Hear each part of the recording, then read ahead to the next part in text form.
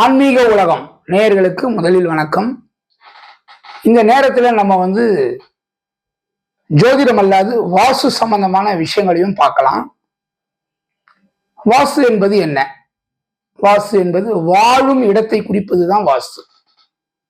பழைய காலங்களில் இந்த வாஸ்து முறையாக பயன்படுத்தினாங்க. கோவில் வளாகம், வீடுகளை சுற்றி உள்ள இடங்கள், இதெல்லாம் தெளிவா அந்த காலகட்டங்களில் வாஸ்துவை பின்பற்றி முறையான வாழ்க்கையை வாழ்ந்து வந்தார்கள். இப்போ நம்ம சென்னையில இட நெருக்கடி, வீடுகளினுடைய விலை ஏற்றம், நிலத்தினுடைய விலை ஏற்றம், அதனால கொஞ்சம் கூட இடத்த காலி விடாம, கோஸ் இருந்தாலும், அதாவது ஓரமாக கோஸ் இருந்தாலும் கூட அதை இவங்க விடாம அதையும் இழுத்து பிடிச்சி கட்டி, பக்கத்து வீட்டு செவரோட இன்னொரு செவரையும் ஒட்டி கட்டி, இதுக்கெல்லாம் காரணம் இடம் இல்லை. மக்களுடைய தொகை அதிகமானதுனால இட பற்றாக்குறை ஏற்பட்டதுனால வாஸ்து குறைபாடு அதிகமாக உள்ளது. ஒருவர் தெற்கு திசையில் வாசல் வைத்தால் வடக்கு திசையில் இன்னொரு வாசல் வைத்தே ஆகணும்.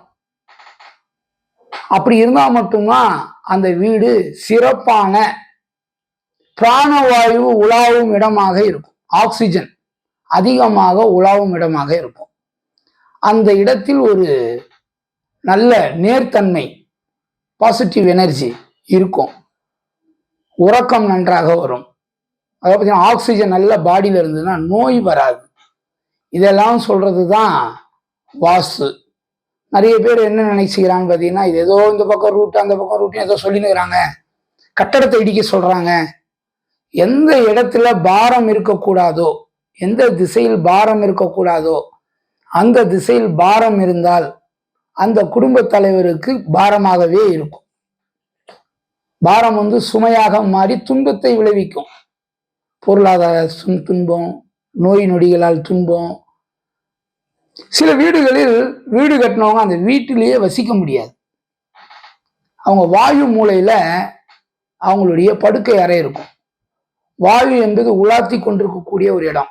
அந்த மூலையில படுக்கை அறை இருப்பவர்கள் பெரும்பாலும் அந்த வீட்டில் வசிப்பதில்லை. ஓனர் இருக்க மாட்டாங்க, வேற ஒருத்தர் குடியிருப்பாங்க. அந்த ஓனர் வேற இடங்கள்ல வீட்டையே வாடகை விட்டுட்டு வேற ஒரு இடங்கள்ல இருக்கிற மாதிரியான சூழலுக்கு வருவாங்க. இது முற்றிலும் உண்மை. நிறைய வீடுகள்ல அது இருக்குது. சரி, ஒருவர் தெற்கு சைட்ல தென்மேற்கு சைட்ல வாசல் வைத்து வீடு கட்டுகிறார்.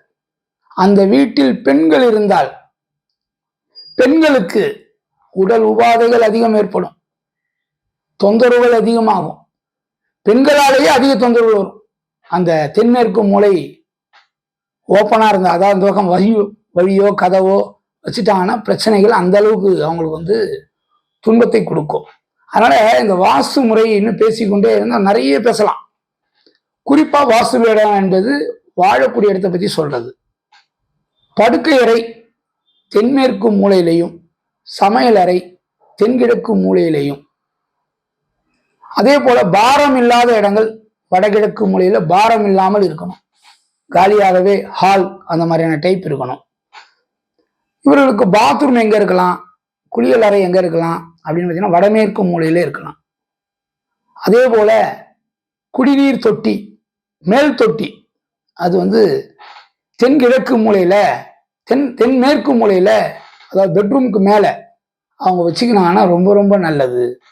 சுமை உள்ள அந்த பக்கம் இருந்தா நல்லது. அதே போல பொக்கிஷ அறை, பொக்கிஷம்னா பெரிய பொக்கிஷம் இல்லை, வெயிட்டா இருக்கக்கூடிய பீரோ, வெயிட்டா இருக்கக்கூடிய அதாவது பார்த்தீங்கன்னா மூட்டைகள், உணவு மூட்டைகள், சில ஸ்டோரேஜ் ரூம், இதெல்லாம் தெற்கு சைடில் வச்சுக்கினாங்கன்னா ரொம்ப நல்ல பலன்கள் கிடைக்கும்.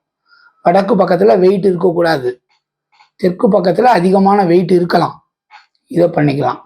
அதுபோல அடுத்த நிகழ்ச்சியில வரைபடம் வரைந்து எந்தெந்த பகுதிகளில் வாசல் இருந்தால் உச்ச வாசல் அப்படின்றத தெளிவாக கூறுகிறோம்.